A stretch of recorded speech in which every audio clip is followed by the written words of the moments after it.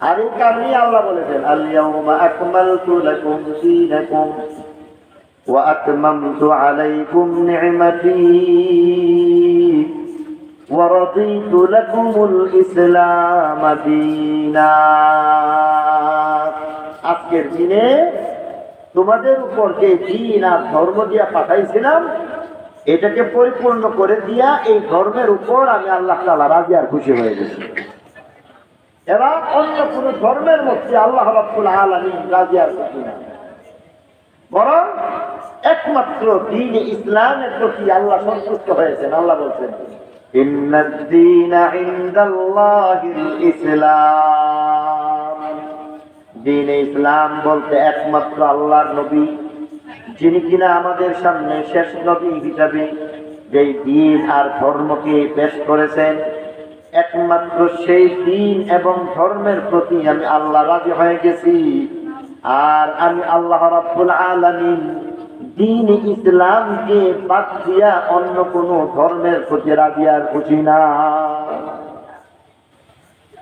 সেই আল্লাহ রাব্বুল আলামিন যিনি আমাদেরকে পরিপূর্ণ দ্বীন দিয়ে পাঠাইলেন, যে দ্বীন ইসলামের প্রতি আল্লাহ রাব্বুল আলামিন রাজি আর খুশি হয়ে গেলেন, সন্তুষ্ট হয়ে গেলেন, সেই দ্বীন ইসলাম সম্পর্কে আল্লাহ রাব্বুল আলামিন বলেন ইন্না নাহনু নাযালনা যিকরা ওয়া ইন্না লাহু লাহাফিজুন।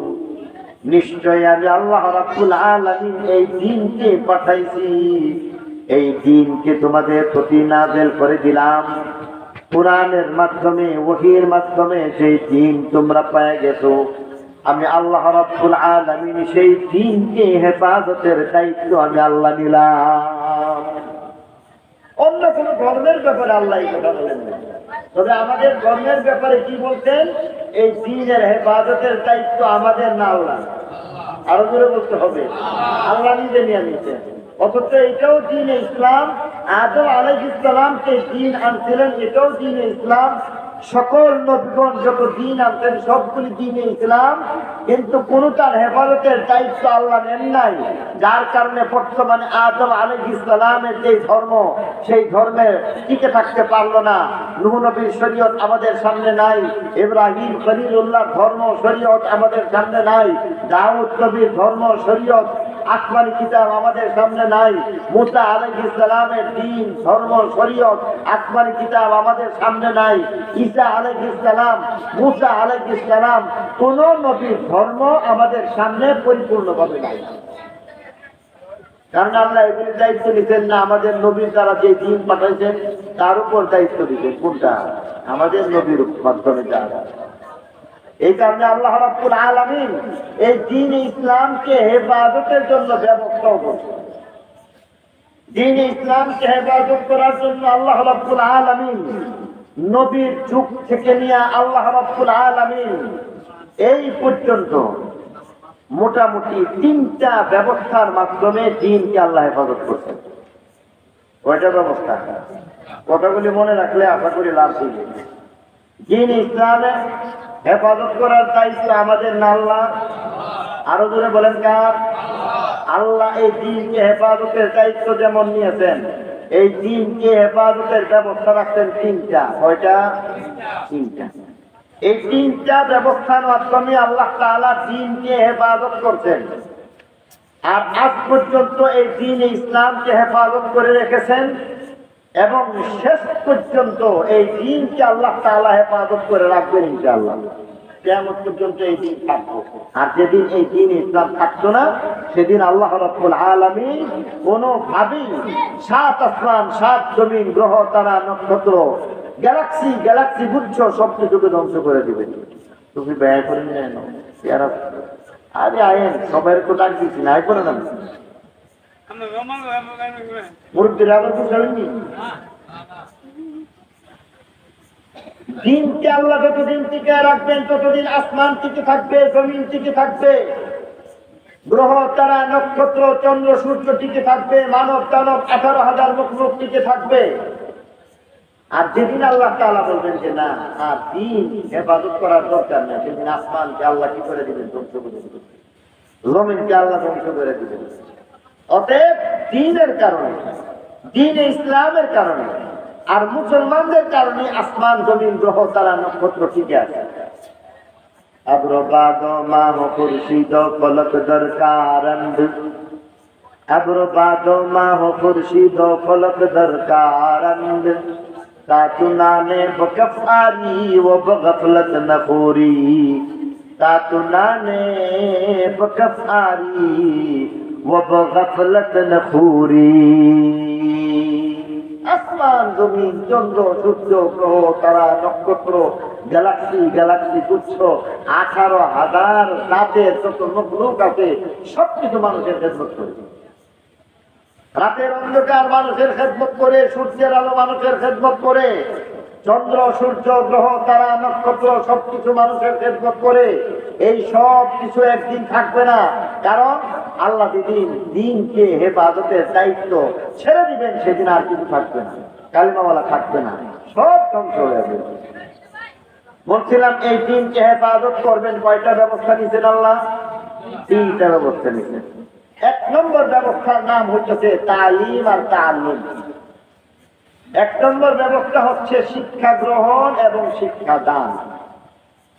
এই শিক্ষা গ্রহণ এবং শিক্ষা দান এটা সবচেয়ে গুরুত্বপূর্ণ এবং সবচেয়ে শ্রেষ্ঠ জিনিস। আর এই কারণে আল্লাহ রাসূল ফরমান, খায়রুকুম মান তাআল্লামাল কুরআন ওয়া আল্লামা, তোমাদের মধ্যে সেই মানুষটা সবচেয়ে উত্তম যেই মানুষটা কোরআন শিখলো এবং শিখায়। তার মতো দামি দুনিয়ার মধ্যে এমন কেউ হয় না। দুনিয়া, কবর, হাসর, আখিরাত, এমনকি নূরের তৈরি ফেরেশতা যারা আছে তাদের চাইতেও দামি ওই মানুষটা যেই মানুষটা কোরআন শরীফ শিখে অথবা শিখায়। খায়রুকুম মান তাআল্লামাল কুরআন ওয়া আল্লামা, আল্লাহ নবী ফরমান তার চাইতে শ্রেষ্ঠ আর উত্তম কেউ হয় না। কারণ যেই মানুষটা কোরআন শিখে সেই মানুষটার মর্যাদা আল্লাহর কাছে এত বেশি হয়ে যায়। এই মানুষটা যখন দ্বীনের রাস্তার মধ্যে, মাদ্রাসার মধ্যে কোরআন শরীফ পড়তে থাকে, আলিফ বা তা সা পড়তে থাকে, কায়দা পড়তে থাকে, সিপারা পড়তে থাকে, হাদিস পড়তে থাকে, কোরআন পড়তে থাকে, আল্লাহ রাব্বুল আলামিন তার এই মর্যাদা দান করেন।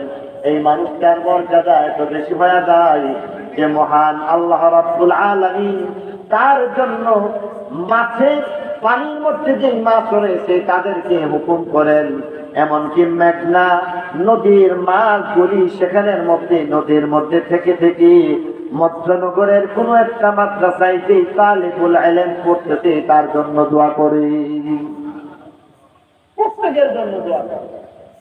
গাছ গাছালি এগুলি যে নড়তেছে, এগুলির মধ্যে তসবিহ পাঠ করতেছে, ঠিক কিনা বলেন? পাখি উঠতেছে, পাখি উঠার মতো আল্লাহর ইবাদত বন্দেগী করতেছে, কিরা মাকুরা রয়েছে এগুলো আল্লাহর ইবাদত করতেছে। তো একজন মানুষ যখন কোরআন শিখায়, একজন মানুষ যখন আলিফ বা তা সা পড়ে অথবা পড়ায়, আল্লাহ রাব্বুল আলামিন তাদের জন্য এই মর্যাদা রাখছেন। 18,000 প্রকারের মখলুকের সকলেই তার মাগফিরাতের জন্য দোয়া করতেছে। কেন করে? কারণ হচ্ছে আল্লাহ রাব্বুল আলামিন দ্বীনকে হেফাজত করার জন্য যে 3টা ব্যবস্থা করেছেন তার মধ্যে হইতে 1 নম্বর ব্যবস্থা হচ্ছে আগে একজন মানুষকে যোগ্য করতে হবে, উপযুক্ত বানানো লাগবে। উপযুক্ত না হলে অনুপযুক্ত মানুষ যদি যায় তার দ্বারা কাজ হয় না। মনে করেন আপনি একটা দোকানই চালান, এই দোকান যদি চালান, ব্যবসা যদি করেন, তাহলে আপনি ব্যবসা করার যোগ্যতা আপনার মধ্যে থাকতে হবে নাকি থাকতে হবে না? আরো দূরে কই, একজন অটো চালাইতেছে, অটো চালাইবার যোগ্যতা থাকলে অটো চালাইতে পারবে, যোগ্যতা না থাকলে অটো চালাইতে পারবে না। বিভাটেক চালাইবার যোগ্যতা থাকলে বিভাটেক চালাইতে হবে, এই যোগ্যতা না থাকলে সে বিভাটেক চালাইতে পারবে না। অনুরূপ ভাবে মনে করেন যে একজন মানুষ চাকরি করতেছে, চাকরির যোগ্যতা থাকলেই সে চাকরি করতে পারবে।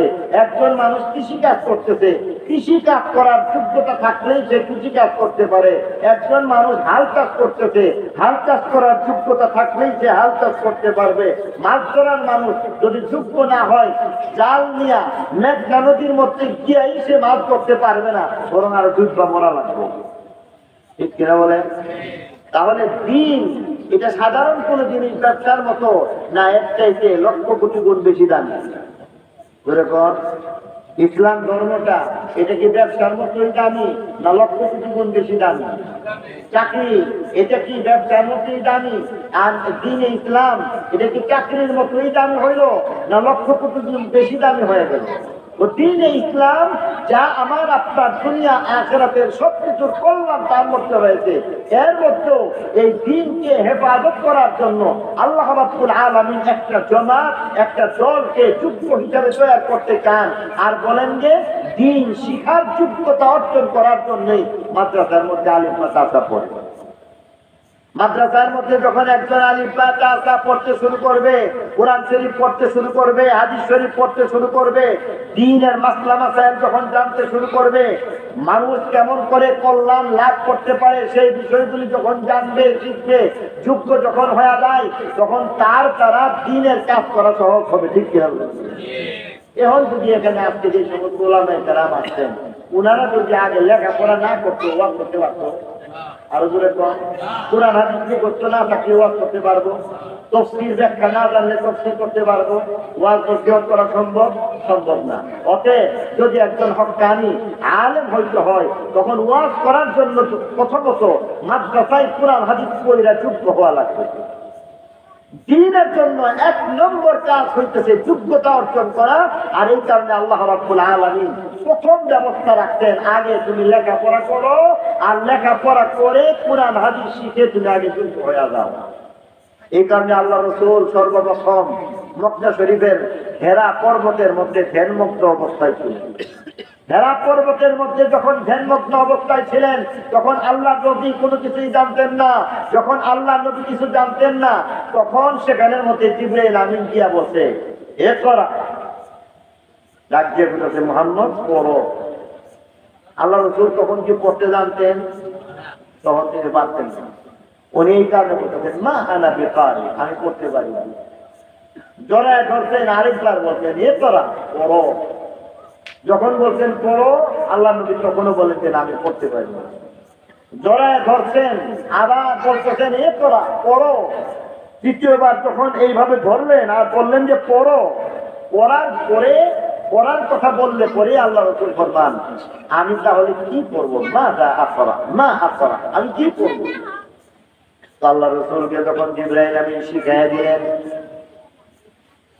اقرأ باسم ربك الذي خلق خلق الإنسان من علق اقرأ وربك الأكرم الذي علم بالقلم علم الإنسان ما لم يعلم।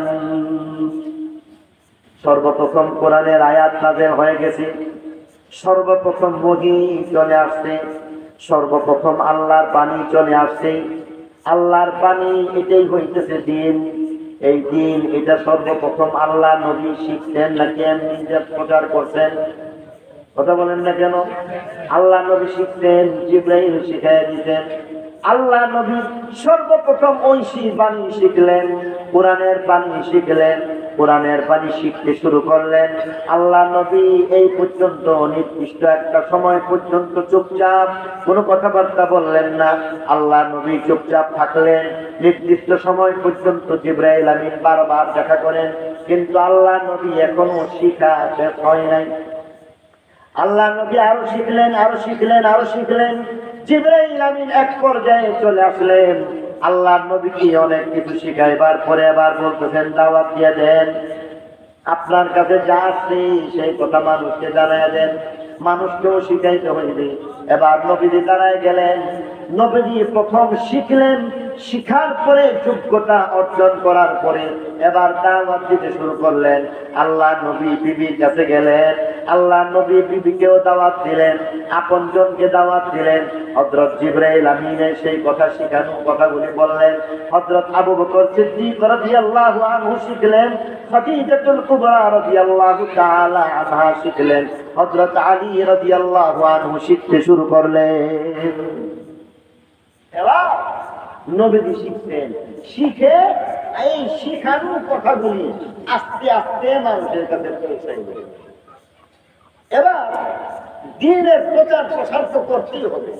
আল্লাহ রাসূল এবার হযরত আবু বকর সিদ্দিক রাদিয়াল্লাহু আনহু উনাকে প্রথমেই দিয়া বলেন নাই, আমি যা বলছি এই সব কিছু জিনিস তুমি তো আর বাহিরে যারা আছে তাদের সবাইকে শিখাইতে থাকো, দাওয়াত দিতে থাকো।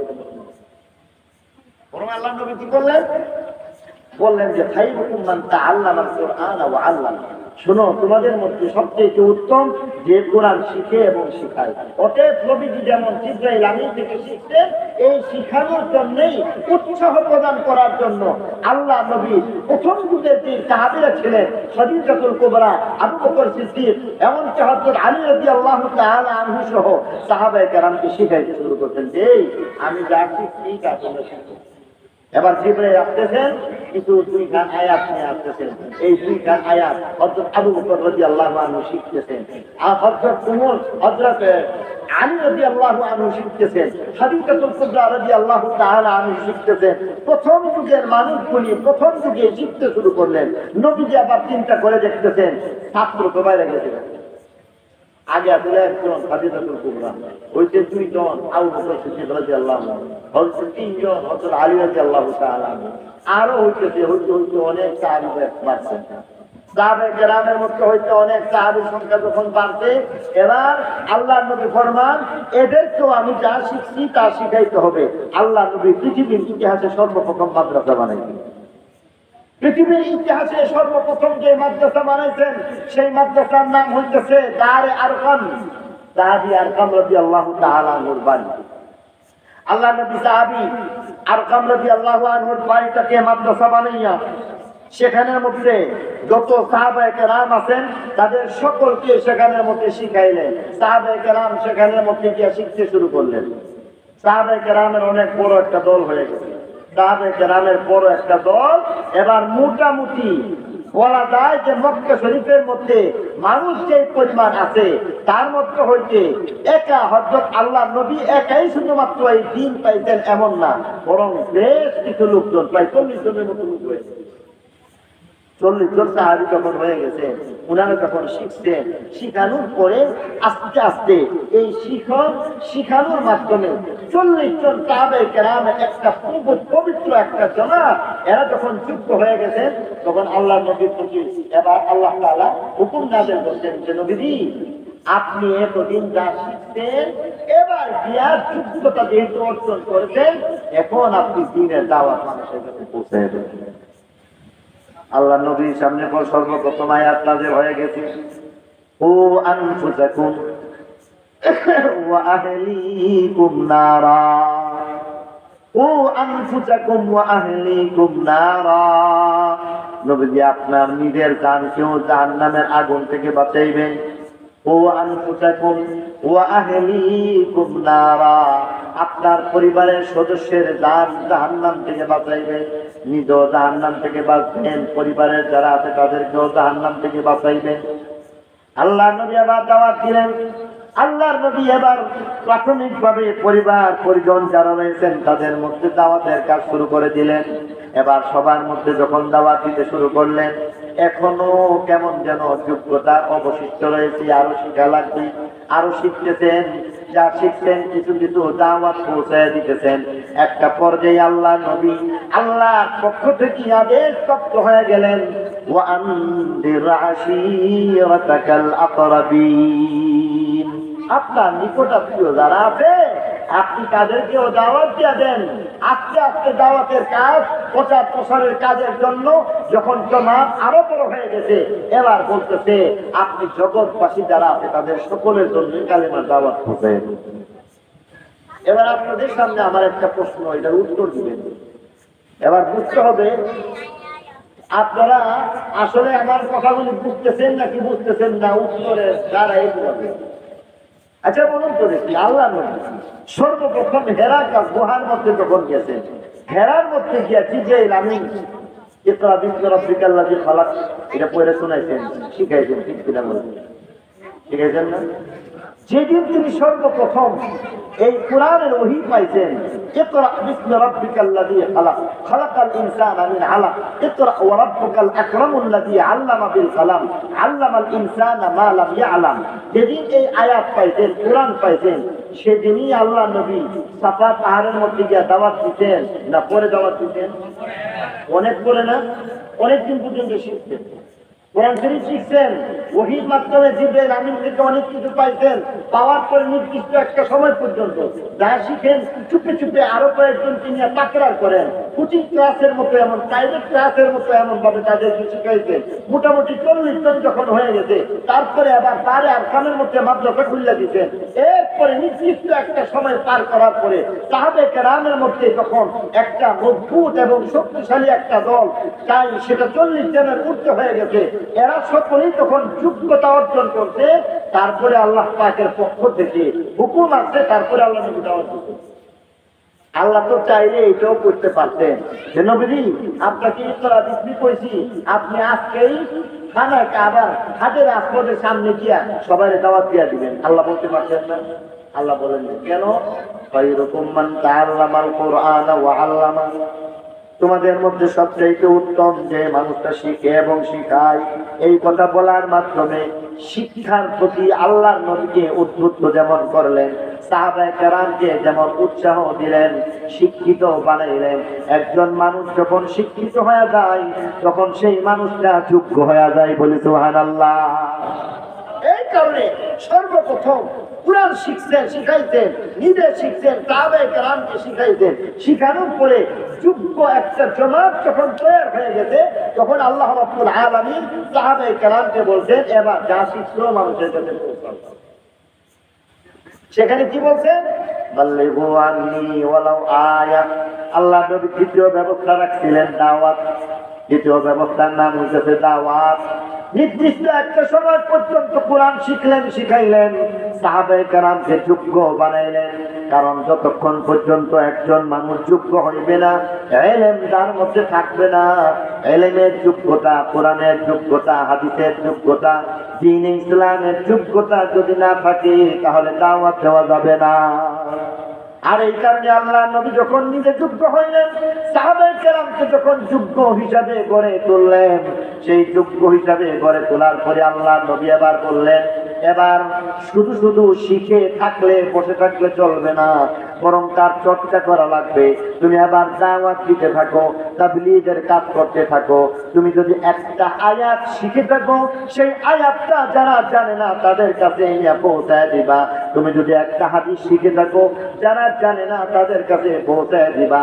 আল্লাহর পানি যা পাইছো তাই তুমি যারা জানে না তাদের কাছে পৌঁছায় দিবা। এবার এটা হলো পৌঁছানোর কাজটা, দ্বিতীয় ব্যবস্থা। আর এই দ্বিতীয় ব্যবস্থার মাধ্যমে আল্লাহ তাআলা দ্বীনকে হেফাজত করছেন। দ্বীনের হেফাজত কেমনে করলেন? আপনি যদি একটা কবিতা কোনোদিন শিখে থাকেন, আর যদি সেই কবিতা কোনোদিন আর পাঠ করলেন না, একদিন আপনি ভুলে যাবেন, ঠিক না ঠিক? আর যদি কবিতাটা আপনি একদিন শিখলেন, শেখার পরে একবার গিয়ে আমার কাছে কবিতাটা শুনাইলেন, একবার নিজের ভাইয়ের কাছে শুনাইলেন, একবার গ্রামবাসীর কাছে গেলেন, 10 দিন পরে আরেকজনকে শুনাইলেন, 1 মাস পরে আরেকজনকে শুনাইলেন। এমন ভাবে যখন আলোচনা পর্যালোচনা হইতে থাকবে, পাঠ করতে থাকবেন, তাহলে আপনি সেই জিনিসটা কোনোদিন ভুলবেন না।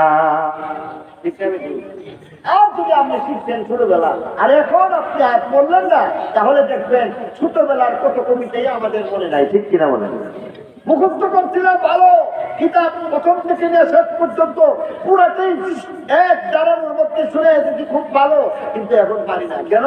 ও চর্চা নেই। আল্লাহ নবী এই কারণে বলতেছেন যে দ্বীন শুধু শিখলা, এবার এটাকে চর্চা করো। চর্চা করে মানুষের কাছে যদি না পৌঁছাও তাহলে যা শিখলো তা ভুলে যাবে।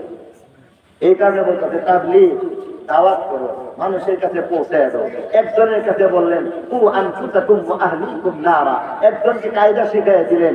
এই কায়দা শিখাইবার কারণে আপনার যেমন ভুলবেন না, তিনার একজনের পরে আরেকজনকে শিখাইবেন, আরেকজনের পরে আরেকজনকে শিখাইবেন, আরেকজনের পরে আরেকজনকে শিখাইবেন। উলামায়ে কেরাম যখন থেকে দাওরে হাদিস পাস করতেছে তখন থেকে মাদ্রাসার মধ্যে পড়তেছে, পড়াইতেছে, আর এক বছরের পরে আরেক বছর, আরেক বছরের পরে আরেক বছর, এমনকি মৃত্যু পর্যন্ত যখন পড়াইতে থাকে, মানুষের কাছে যখন এই জিনিসগুলো পৌঁছাইতে থাকে, তখন আর ভুলে না। ঠিক কিনা বলেন?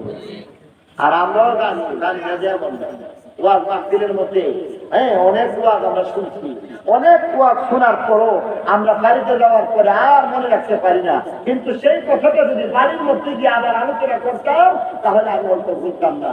বাড়ির পরে যদি আমার অন্য কোনো পরিবেশের মধ্যে গিয়ে আলোচনা করতাম, আবার আমার জিনিসটা শান্ত হয়ে যাইত।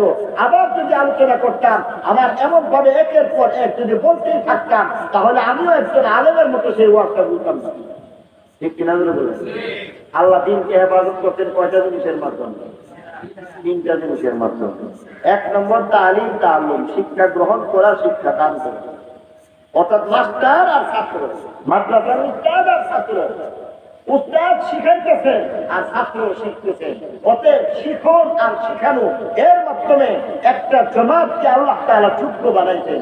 কারণ শিক্ষা না থাকলে তার কোনো দাম নেই। দ্বিতীয় নম্বর, যা শিখছেন এটা শিক্ষা আপনি বসে থাকলে মনে থাকবে না, ভুলে দেবেন।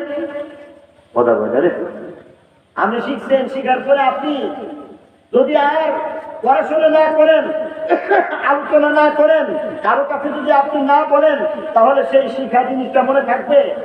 মনে রাখবে না। এই কারণে আল্লাহ তাআলা যোগ্য একটা জামাতকে কুরআন হাদিস শিখাইবার পরে এবার বলতেছে যে তুমি দাওয়াত দাও, তাবলীগ করো, মানুষের কাছে পৌঁছাও। একবার তোমার চাচারে বলবা, তোমার একবার পড়া হইলো। একবার তোমার ভাইকে বলবা, তার সামনে আরেকবার হাদিসটা পড়া হইলো। একবার তোমার মামাকে বলবা, একবার তোমার গ্রামবাসীকে বলবা, একবার তোমার বিদেশি কোন বন্ধুকে বলবা, দেশের মানুষকে বলবা, বিদেশের মানুষকে বলবা। একবার এক সপ্তাহের মধ্যে একবার বললা, 2 সপ্তাহের মধ্যে আরেকবার বলবা। বারবার তখন সারা জীবনের মধ্যে বলতে থাকবা, তখন আর সেই জিনিস বলবা না। সূরা ফাতিহা আমরা জীবনে বলুন প্রতিদিন, কেন? দৈনিক 5 বার পড়তেছি, ঠিক কিনা? সূরা ফাতিহা জীবনেও বলবো না, কারণ কমপক্ষে 5 বার কতবার করে পড়তেছি? 17 রাকাত নামাজ হতে বড়, তাহলে কমসে কম 17 বার তো আমি সূরা ফাতিহা দৈনিক পড়তেছি। তো 17 বার যদি দৈনিক সূরা ফাতিহা পড়ি, এটা বারবার পড়ার কারণে যেমন ভাবে আমি বলবো না, যা কিছু দ্বীনি ইলম যা শিখছি এটা যখন বারবার মানুষের কাছে দাওয়াত দিতে থাকবো, ওয়াজ নসিহতের মাধ্যমে অথবা খুশুসি ভাবে খাসভাবে বলতে থাকবো, মাদ্রাসার মধ্যে বলতে থাকবো, খানকার মধ্যে বলতে থাকবো, তখন আর এটা আর বলবো না। তাহলে দ্বীন হেফাজতের দ্বিতীয় ব্যবস্থার নাম হচ্ছে তাবলীগ। এই তাবলীগের দ্বারা যা শিখছি এটা বলবো, এটা আর বলবো না। এবার আল্লাহর নবী এই তাবলীগের ব্যবস্থার পরে দ্বীনের হেফাজতের বড় একটা অবস্থা করে ফেলছে। বলছেন আগে যুক্ত কোরআন শরীফ শিখছো, হাদিস শরীফ শিখছো, গাড়ি হারাতে নূর পাইছো, এটা শিখার পরে তোমরা যখন যুক্ত হয়ে গেলা, এবার তোমাদের কাজ করতে হবে দাওয়াতের কাজ। তবে দাওয়াতের কাজটা যে করবা খুব সাবধান, সুন্দর সুন্দর কথা বলে বলে বলবা। আল্লাহ রাসূল আদেশ পাইছেন, আল্লাহ নবী আদেশ পাইছেন। আল্লাহ নবী আদেশ যেমন করে পাইছেন, আল্লাহ বলে দিয়েছেন উদউ ইলা সাবিলি রাব্বিকা বিল হিকমাতি ওয়াল মাউইযাতিল হাসানা ওয়াজাদিলহুম বিল্লাতী হিয়া আহসান। উদউ ইলা সাবিলি রাব্বিকা বিল হিকমাতি ওয়াল মাউইযাতিল হাসানা। এবার বলতেছেন শুনো, সুন্দর সুন্দর কথা বলে, সুন্দর সুন্দর নসিহত করে করে তুমি মানুষকে বুঝাও। আল্লাহ বলছেন কোরআনের মধ্যে সুন্দর নসিহতের মাধ্যমে বুঝাইবা। সাথে সাথে আল্লাহ নবী নিজেও এবার বুঝাইলেন। আল্লাহ নবী নিজেও বলে দিলেন বাশশিরু ওয়ালা তুনাফিরু। আল্লাহ নবী বলতেছেন দাওয়াতের কাজ যে করবা, এই দাওয়াতের কাজের মধ্যে মানুষকে বেশি বেশি সুসংবাদ দিতে থাকবো। ওয়ালা তুনাফিরু, মানুষকে অত বেশি ডর দেখায়ও না। তুমি জান্নাতের কথা বলো যে 2 রাকাত নামাজ পড়ার দ্বারা কত বড় ফজিলত। সেখানের মধ্যে তুমি বেশি ভয় ভীতি দেখাইবার প্রয়োজন নাই, কারণ ফাজাইল মানায় ফজিলতের কথা বলে বলে উৎসাহমূলক কথা বেশি বেশি বলে মানুষকে ইবাদতের দিকে বেশি উৎসাহ দিয়া মানুষকে ইবাদতে লাগায় দেয়। আর তুমি সাথে সাথে তুমি কেবল এই কথাই বলো যে যদি ইসলামের মধ্যে তো এমন সুন্দর ব্যবস্থা আছে, ইসলামের দণ্ডবিধির কথা বলতে বলতে যদি বলেন যে তুমি যদি চুরি করো হাত কেটে দেবে, তুমি যদি ডাকাতি করো তোমার কঠিন শাস্তি দেওয়া হবে, তোমার হাত পা বারবার কেটে ফেলা হবে, তুমি যদি এমন ভাবে ভেবিচারে লিপ্ত হয়ে যাও তাহলে তোমাকে কিন্তু পাথর মেরে প্রস্তর নিক্ষেপ করে তোমাকে হত্যা করা হইবে, তুমি যদি এমন অবিবাহিত হয়ে এমন কোন কাজ করে থাকো দুর্রা মারা হইবে, একটার পরে একটা একটার পরে এমন সব কথাবার্তা যদি বলতে থাকে তখন মানুষ লড়াই পাওয়ার সভ্য না। ইসলাম তো সাংঘাতিক কঠিন জিনিস, এই ইসলামের মধ্যে যদি চুরি করা হয় তাহলে হাত কেটে দেওয়া হবে, তখন সে ইসলাম থেকে দূরে সরে যাবে, সে ইসলাম গ্রহণ করবে না। যদি এই কথা বলেন যে বারবার যদি এই সমস্ত শাস্তির বিষয়গুলি যদি বলতে থাকেন তাহলে সেই কথার দ্বারা আপনি ইসলামের প্রতি মানুষকে আকৃষ্ট করতে পারবেন না, বরং আপনি বলে দিন একবার সুবহানাল্লাহ বলার দ্বারা আল্লাহ তোমার জন্য বিরাট বড় ফজিলতের ব্যবস্থা রাখছেন, একবার সুবহানাল্লাহ বললে কি হবে, আসমান জমিনের ফাঁকা জায়গা নেকির দ্বারা আল্লাহ ভরপুর করে দেবে। যদি সকালবেলা 100 বার সুবহানাল্লাহ বলা যায়, বিকালবেলা 100 বার সুবহানাল্লাহ যদি বলা যায়, আল্লাহ রাসূল ফরমান এমন ব্যক্তির আমলনামার মধ্যে 100 কবুল হজের সওয়াব আল্লাহ দিয়ে দিবেন। সুবহানাল্লাহ, কারণ এটা শুনতে খুব ভালো লাগে। এই কারণে আল্লাহ রাসূল বলতেন দাওয়াতের কাজ যে করবা বড় হিকমতের মাধ্যমে করবা। কেমনে বলতেছেন উদউ ইলা সাবিলি রাব্বিক বিল হিকমতি ওয়াল মাউইযাতিল হাসানা, সুন্দর সুন্দর কথা বলবা, মানুষকে উৎসাহমূলক কথাবার্তা বলবা। কোরআনের মধ্যে বলছে দাওয়াতের কাজ যে করবা কেমনে করবা, হাদিস শরীফের মধ্যে আল্লাহ রাসূল ফরমান বাশিরু ওয়ালা তুনাফিরু, সুসংবাদ শোনাও আর মানুষকে কেবল ভয় দেখাও না। এক লোক 99 খুন করছে, এক লোক 99 খুন করার পরে তারপরে তার অন্তরের মধ্যে আগুন জ্বলছে, কত বড় অপরাধ করলাম। মানুষ খুন করার মতো এত বড় অপরাধ দুনিয়া আখিরাতের মধ্যে এক চাইতে জঘন্য কোনো কাজ হইতে পারে না।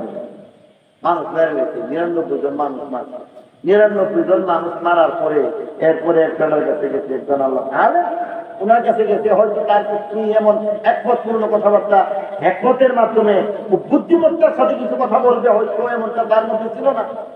গিয়া বলতেছে যে আমি তো 99 খুন করছি, এখন আমার তো পরবর্তীতে এই অনুসূচনা আসতেছে যে আমি 99টা খুন করতেছি, এখন কি করা যায়?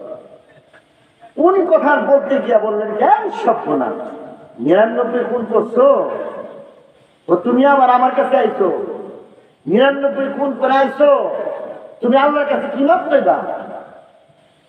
একজন মানুষকে যদি হত্যা করা হয় সেখানের মধ্যে বলা হয়েছে ওয়াজাযাউহু জাহান্নামু খালিদান ফিহা, ও তার ঠিকানা চিরস্থায়ী জাহান্নাম হয়ে যায়। ওয়া মান ইয়াকতুল মুমিনা মুতাআম্মিদান ফাজাযাউহু জাহান্নামু খালিদান ফিহা, একটা মাত্র কবিরা গুনাহ, যে কবিরা গুনাহের ক্ষেত্রে আল্লাহ বলেন চিরস্থায়ী জাহান্নাম। আর তুমি 99 খুন করে আইছো, এই কথা হইল না। এবারে কাছে গেছে আপনারা এই ঘটনা জানেন, এটা 99 খুন কইরা যদি জাহান্নামে যাওয়ার লাগে তুমি হের হয়ে যাবে 100 পুরা গেছে কিন্তু। এবার 100 খুন করার পরে আরেকজন হক্কানি হিকমতওয়ালা দাঁড়ি ওনার কাছে গেছে, তো ভাই ঘটনা কেমন আছে? 99 খুন করে গেছি, তওবা করতাম, আর এই কথা তোর আবার তওবা কি? এই জন্য পরে চিন্তা করলাম যে আর একটা ফ্যামিলি দেখতে লাভ নাই, 99 টাকা 100 পুরা করে গেছে এরও মেলে। এখন তো ভাই আমার তো মনের মধ্যে আগুন জ্বলছে, আমি কি আল্লাহর কাছে মাপ পাইতে পারি কিনা, কোন সুরত আছে কিনা, আমি তওবা করতে চাই। উনি বলছেন হ্যাঁ হ্যাঁ অবশ্যই তওবা করতে পারো।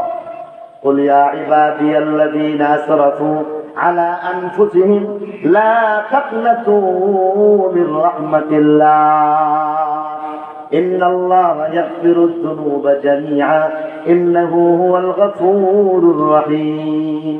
আল্লাহ নিজেই তো বলে দিছি মানুষ তুমি যেই দরবারে যাও না কেন সেই দরবার থেকেও একটা সীমা আছে, সেখান থেকে হতাশ হইতে পারো, কিন্তু আমি আল্লাহর দরবারে হতাশ হওয়ার কোনো ব্যবস্থা নাই, দরকার নাই। বরং আমি আল্লাহ রাব্বুল আলামিনের দরবারে তুমি চিত্তে দিলের সাথে শক্ত মনে যদি তওবা করতে পারো, তাহলে 100 মার্ডার কেসের আসামি হওয়ার পরও আমি আল্লাহ রাব্বুল আলামিন তোমাকে মাফ করে দিব। আচ্ছা, তাহলে আমার তওবা করায় দাও, লোকটা তওবা করতে। এখানের মধ্যে দেখেন আগের ব্যক্তি ভয় দেখাইছে আর পরের ব্যক্তি আশা দেখাইছে, ঠিক কিনা বলেন? তাবলীগের ক্ষেত্রে বলে দেওয়া হয়েছে তুমি এমন ভাবে মানুষকে দাওয়াত দিবা, হিকমতের মাধ্যমে দাওয়াত দিবা।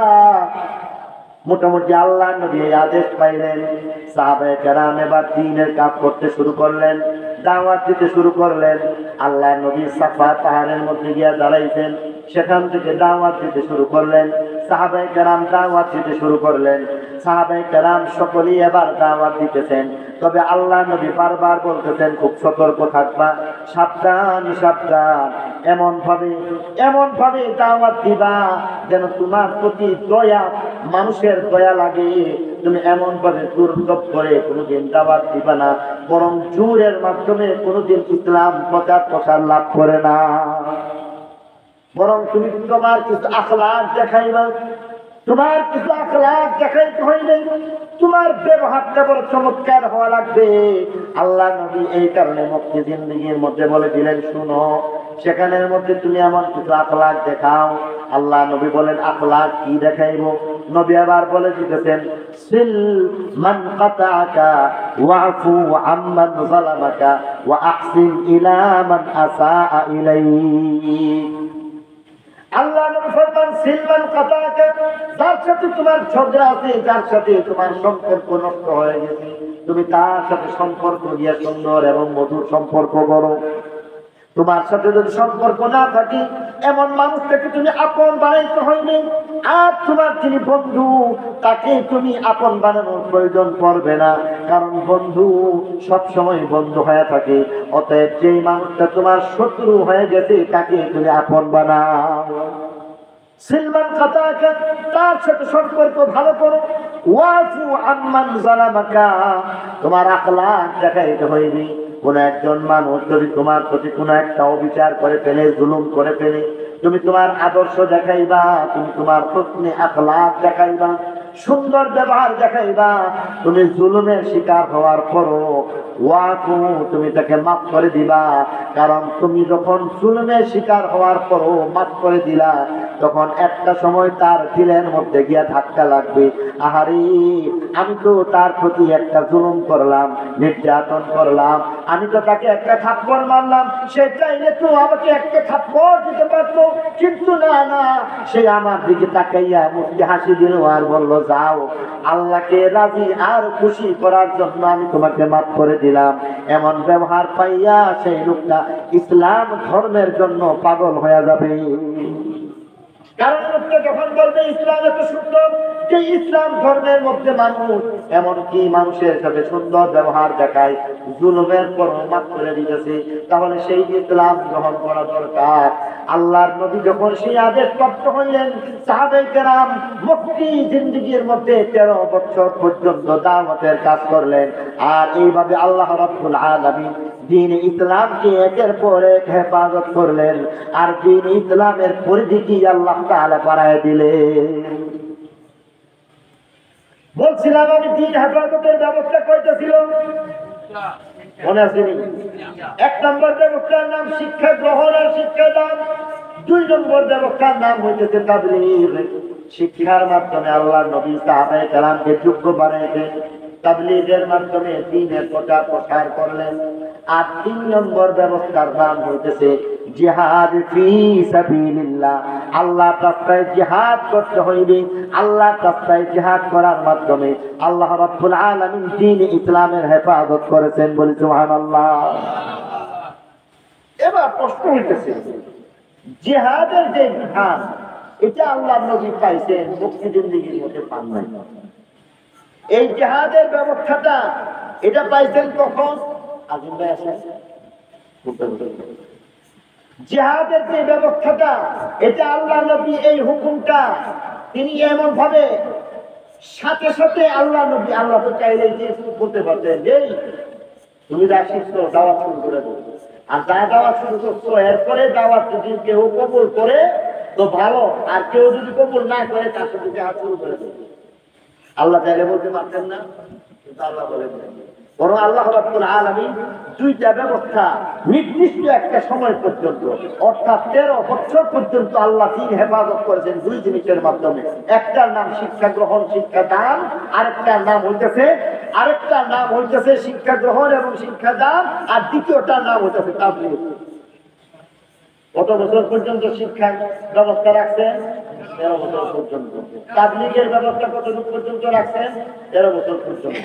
এই তাবলীগ আর তালিম আর তাবলীগ এই দুইটা জিনিস চলছে। আর 3 নম্বর আরেকটা ব্যবস্থা আল্লাহ রাব্বুল আলামিন এখনো ঘোষণা দেন নাই। 13 বছর পর্যন্ত আল্লাহ দ্বীন হেফাজত করতেন তালিমের দ্বারা, 13 বছর পর্যন্ত আল্লাহ দ্বীন হেফাজত করতেন তাবলীগের দ্বারা। তালিমের দ্বারা দিন হেফাজত করছেন, তাবলীগের দ্বারা দিন হেফাজত করছেন। সর্বশেষ কথাটা বলতেছি, এটা বলি আমার বয়ান শেষ। 13 বছর পরে আল্লাহ নবী এবার এখান থেকে চলে গেছেন হিজরত করে মদিনা শরীফে। 13 বছর পরে আল্লাহ নবী হিজরত করে যখন মদিনা শরীফের মধ্যে গেছেন, আল্লাহ নবী এবার জিহাদের আয়াত নাযিল হয়েছে। এবার জিহাদের আয়াত হয়েছে। আল্লাহ নবী এবার সশস্ত্র যুদ্ধ করার জন্য অনুমতি পাইছেন। এবার আল্লাহ নবী মক্কি জিন্দেগি আর মদিনা জিন্দেগির মধ্যে ব্যবধান করে দিলেন। আল্লাহ নবী মক্কি জিন্দেগির মধ্যে বলছেন দাওয়াত দেও, আর কেউ যদি তোমাকে কোনো একটা গালি দেয় জবাব দিও না, কেউ যদি তোমাকে আঘাত করে তুমি মাফ করে দিবা, কেউ যদি তোমার উপর বিরাট কোনো একটা অবিচার করে তুমি তাকে একটা ihsan করে দিবা, দয়া করে দিবা। মক্কি জিন্দেগি এমন ভাবে চালাইছেন, যার কারণে বেলাল হাবশী রাদিয়াল্লাহু তাআলা ওনার গানটা, ওনার গলার মধ্যে গানটা লাগায়া পাথরের মধ্যে টানছে, আর টানতে টানতে ওনাকে আঘাতে আঘাতে জর্জরিত করছে। বেলাল হাবশী বলছে আহাত আহাত আহাত লা ইলাহা ইল্লাল্লাহ, লা ইলাহা ইল্লাল্লাহ। বেলাল হাবশী বলছে যাও তোমাদেরকে মাফ করে দিতে। হযরত খাব্বাব রাদিয়াল্লাহু তাআলা ওনাকে মারছে, উনি বলছেন লা ইলাহা ইল্লাল্লাহ, সুবহানাল্লাহ, আলহামদুলিল্লাহ, লা ইলাহা ইল্লাল্লাহ। আর যতই আঘাত করছে, যতই মারছে, যতই নির্যাতন করছে, বলছে যাও মাফ করে দিলাম। আল্লাহ নবীকে তায়েফের মধ্যে নিয়ে রক্তাক্ত করা হয়েছে। আল্লাহ নবীকে ফেরেশতারা এসে বলতেছেন নবী আপনি একটাবার আদেশ করবেন, খালি অনুমতি দিয়া দেন, 2 পাহাড়কে একত্রিত করে তায়েফবাসী সবাইকে ধ্বংস করে দিব, বিচ্ছিন্ন করে দিব। আল্লাহ নবী ফরমান যে না না, এদেরকে আমি মাফ করে দিছি। ঠিক কিনা বলেন? 13 বছরের জিন্দেগির মধ্যে পুনে একবার আল্লাহ নবী বদলা নিতেন। আল্লাহ নবী পুরো জীবনে কোনোদিন বদলা নিতেন। আল্লাহ নবী পুরো জীবনেই নেন নাই। সাহাবায়ে কেরাম 13 বছরের জীবনের মধ্যে বদলা নিতেন না। তাহলে 13 বছরের মক্কার যে জিন্দেগি, এই মক্কার জিন্দেগির মধ্যে দিন হেফাজত করছেন কয়টা জিনিস দিয়া? একটার নাম তালিম আর একটার নাম তাবলীগ। তালিম মানে হলো শিক্ষা গ্রহণ এবং শিক্ষা দান, তাবলীগ তো আপনারা বুঝলেন, দাওয়াতের কাজ করতে হবে। এই দুইটা ব্যবস্থার পরে আল্লাহ নবী আবার মদিনা শরীফের হিজরতের মধ্যে চলে গেলেন। আল্লাহ নবী মদিনা শরীফে যখন হিজরত করে চলে গেছেন, তখন আল্লাহ নবী আবার বলতেছেন এখন তোমাদের কেবল আগের যে আখলাক দেখানো সেটার মধ্যে সীমাবদ্ধ থাকলে চলবে না, প্রয়োজনে জিহাদ করা লাগবে। কখন কেউ যদি তোমার গালি দেয় ছেড়ে দিবে। এখন কেউ যদি তোমারে এমন করে যে কেউ তোমাকে যদি একটা থাপ্পড় দেয়, তুমি তার বদলা নেওয়ার জন্য ঘুরে দাঁড়াও, তুমি প্রতিবাদ করো। এখন কেউ যদি তোমাকে এমন করে, তোমার উপর অত্যাচার আর অবিচার করে, আল্লাহর পক্ষ থেকে বলে দেওয়া হয়েছে কেউ যদি ইচ্ছা করে জুলুম করার জন্য আসে তাহলে ছেড়ে দেওয়া যাবে না। আমরা সৌরানোর মধ্যে একটা কথা আছে, সৌরানো বলে বাবা কার্য করিস না, যদি লাইট যাচ্ছে কোনো সাইরে এটাও আসলে ঠিক না, এটা ঝগড়ার জিনিস। আর আমাদের সৌরানোর যে কথা আছে এটা ইসলাম নিয়া না জমি জমা লইয়া, রাজত্ব লইয়া, এই সমস্ত জিনিস নিয়া, এটার নাম জিহাদ হবে না। তবে কথার একটা মিল আছে। কথার মিলটা কি? বলতেছে যে সাবধান, এবার যদি কেউ তোমাদেরকে আক্রমণ করে তাহলে কিন্তু ছেড়ে দেওয়া যাবে না। কি করতে হবে? এরার মতো থাকুক, আমরা আমাদের মতো থাকুক। তবে যদি মদিনা শরীফ আইসা আক্রমণ করে তাহলে আর ছাড়া যাইব না। কি বলতেছে? কুতিবা আলাইকুমুল কিতাল, আল্লাহ নবীর উপর সরাসরি কোরআনের আয়াত নাযিল হয়েছে, তোমাদের উপর জিহাদ ফরজ হয়ে গেছে। সুবহানাল্লাহ বলে 13 বছর মার খাইছো, এখন আর মার খেলে চলবে না। 13 বছর আখলাক দেখাইছো, এখন আর চলবে না। ভালো মানুষকে ভালোর দ্বারা কিছু হয় না, কিছু আছে যেমন মুগুর, যেমন কুত্তা এমন মুগুর দেওয়া লাগে। অতএব মদিনা শরীফ ঈমান বাঁচাইবার জন্য মদিনা শরীফ বাড়ি ঘর ধন সম্পদ ছেলে মেয়ে আত্মীয় স্বজন সবকিছু চাইলা মদিনা শরীফ শান্তিতে আল্লাহরে ডাকবার জন্য আসছি, আর এখানে আইসাও আক্রমণ করবে, সারা যাবে না। সুবহানাল্লাহ বলে আপনারা কি করেন? সারা যাইব? বাড়ি ঘরে ছেড়ে দিলাম, আত্মীয় স্বজন ছেড়ে দিলাম, বউ ছেড়ে দিলাম, সবকিছু বাদ দিয়া দিলাম, সয় সম্পদ বাদ দিয়া দিলাম, এরপরে আক্রমণ করতেছো। দাঁড়াও, কত জানে কত কত সব হিসাব করে দিবে। এবার আল্লাহ নবী এরপরও বলতেছেন যে দেখো জিহাদের হুকুম আসছে, জিহাদের হুকুম আসার পরও এখানের মধ্যে আল্লাহ নবীর পক্ষ থেকে, দ্বীনের পক্ষ থেকে সুনির্দিষ্ট কিছু নীতিমালার ভিত্তিতে আল্লাহ নবী জিহাদের ঘোষণা দিয়ে দিলেন। আল্লাহ নবী জিহাদের ঘোষণাটা দিয়ে দিলেন কেমনে? 1 নম্বরে বলে দিতেছেন জিহাদের জন্য আমিরে জিহাদ লাগবে, আমিরে জিহাদ ছাড়া জিহাদ করা যাবে না। 1 নম্বরে বলেন কি লাগবে? আমিরে জিহাদ। কি লাগবে? আর কথা বুঝলেন? কি লাগবে? আমিরে জিহাদ। তবলিগ জমাতে গেলে একজন আমির সাহেব লাগে না? ঠিক তেমনি ভাবে একজন জিহাদের জন্য আমির সাহেব লাগবে। আমির সাহেব ছাড়া জিহাদ হবে না। আচ্ছা, আপনাদেরকে একটা কথা বলি, পুলিশ বাহিনী যখন নাকি চোর এলাকার মধ্যে ঝগড়া থামাইছে গিয়া গুলি কইরা একজন মানুষকে গুলি করে মেরে লেছে, এই পুলিশে আদালতে গিয়ে আসামি হইব? বুঝতে গিয়ে দুই পক্ষেও মনে করেন আল্লাহ মাফ করুক, বাদগাড়ির সাথে মনে করে লাগিয়ে গেছে কদিন আগে, দুই পক্ষ লাগিয়ে গেছে ঝগড়া, মারামারি কাটাকাটি থামাইতে গিয়া পুলিশ বাহিনী সেখানের মধ্যে গিয়ে বাসি পোয়াইতে লাঠিচার্জ করছে, অনেকভাবে বুঝাইতে, মাইক দিয়ে বলতে এখন গেলাম গুলি করে দিবো, গুলি করে দিবো, এরপরে আর থামে না। তারপরে করছে কি, পুলিশের ঠিক ঠিক একটা গুলি মারছে, গুলি মারার দ্বারা একজন লোক মারা গেছে। এই যে পুলিশ যে গুলি করছে, এই যে মানুষটা গুলি কইরা মারলো, সে এই পুলিশ অফিসার, সে কি আসামি হবে? কেন হইতো না? ও ম্যাজিস্ট্রেট করে দিচ্ছে। কেন হইতো না? ম্যাজিস্ট্রেট করে দিচ্ছে। আচ্ছা, ম্যাজিস্ট্রেটের অর্ডার ছাড়া কেউ যদি আইসা পুলিশের বড় একজন প্রধান পুলিশ বাহিনীর প্রধান যদি বিরোধী হয়ে যায় আর সেও যদি গুলি করে, সে আসামি হইব না? কেউ কেন? ম্যাজিস্ট্রেটের হুকুম নেই। তাহলে বোঝা গেল আসল বিষয় যখন ম্যাজিস্ট্রেটের আদেশ থাকে তখন গুলি করলে তারা মনটা তারে গুলি করে, আমারে বললে আমি গুলি করব, যত মানুষকে গুলি করে মারবো, এর বিচার দেওয়া লাগবে না। পক্ষান্তরে পুলিশের সবচেয়ে বড় সারা বাংলাদেশের প্রধান যদি হয়ে যায় আর সে যদি একটা চিৎকারও গুলি করে মারে, জবাব দেওয়া লাগবে। ঠিক কিনা বলেন? ম্যাজিস্ট্রেটের আদেশ করা সম্ভব? ম্যাজিস্ট্রেটের আদেশ করা সম্ভব না। কেউ মনে না বলবুল্লাহ আমার আছে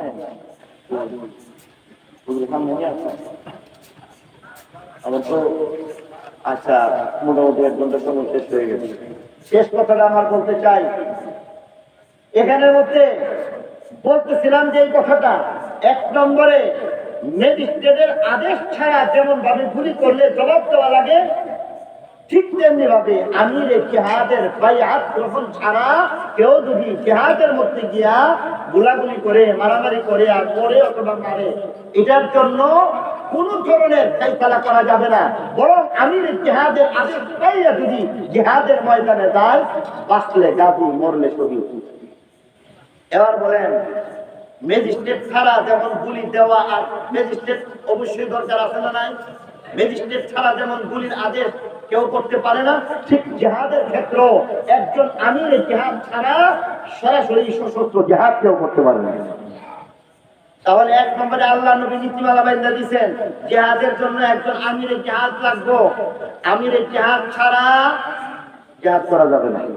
যার কারণে হযরত উসমান রাদিয়াল্লাহু তাআলা আনহুর কথা জানেন। হযরত উসমান রাদিয়াল্লাহু তাআলা আনহু মদিনা শরীফের মধ্যেই বাহিরের শত্রু আইসা হযরত উসমান গনি রাদিয়াল্লাহু আনহুকে শহীদ করতেন। হযরত উসমান গনি রাদিয়াল্লাহু তাআলা আনহু তিনি ছিলেন আমিরুল মুমিনিন। এরপরে উনি রাষ্ট্রপ্রধান হওয়ার পরও বাহিরের মানুষ আইসা উনাকে শহীদ করে গেছে। উনাকে শহীদ করার পরও উনার পক্ষ হয়ে সাহাবায়ে কেরাম দাঁড়ালেন না কেন? এটা একটা প্রশ্ন আছে। মনে করেন আপনাদের ইমাম সাহেব কেউ কোনো একটা কথা বলে আপনারা ছেড়ে দিবেন, মুসলিমরা ছাড়বেন? তো আমরা যেমন ইমাম সাহেবকে মহব্বত করি, সাহাবায়ে কেরাম হযরত উসমানকে এর চেয়ে কম মহব্বত করছে।